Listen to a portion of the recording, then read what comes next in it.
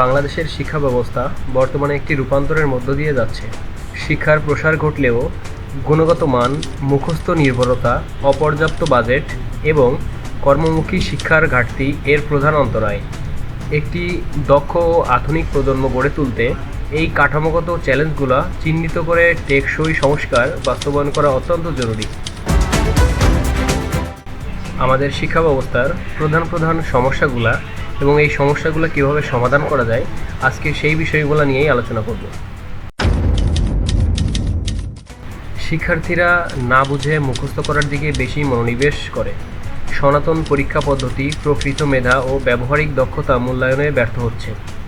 মানসম্মত ও দক্ষ শিক্ষকের অভাব রয়েছে, বিশেষ করে গ্রাম অঞ্চলে।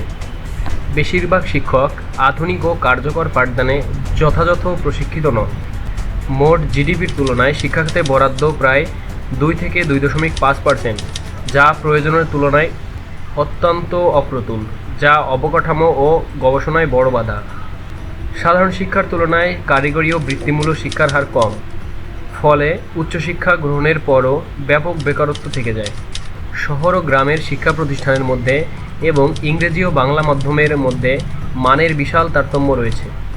বিশ্ববিদ্যালয় পর্যায়ে গবেষণার বিনিয়োগ ও আধুনিক ল্যাব সুবিধা নেই বললেই চলে। মুখস্থ নির্ভরতার পরিবর্তে শিক্ষার্থীদের চিন্তন শক্তি, বিশ্লেষণ ক্ষমতা ও ব্যবহারিক দক্ষতা বাড়ানোর উপর জোর দিতে হবে। মেধাবীদের শিক্ষকতা পেশায় আকৃষ্ট করতে হবে। শিক্ষকদের জন্য নিয়মিত যুগোপযোগী প্রশিক্ষণ এবং আকর্ষণীয় বেতন ভাতার ব্যবস্থা করা প্রয়োজন। শিক্ষা খাতে জিডিপির বরাদ্দ বাড়াতে হবে এবং তার সঠিক ও স্বচ্ছ ব্যবহার নিশ্চিত করতে হবে। মাধ্যমিক ও উচ্চ মাধ্যমিক স্তর থেকেই কারিগরি ও বৃত্তিমূলক শিক্ষা বাধ্যতামূলক বা সহজলভ্য করতে হবে, যেন শিক্ষার্থীরা স্বাবলম্বী হতে পারে। মাল্টিমিডিয়া ক্লাসরুম, ডিজিটাল ল্যাব এবং অনলাইন শিক্ষার মাধ্যমে প্রান্তিক পর্যায়েও শিক্ষার মান উন্নত করা সম্ভব।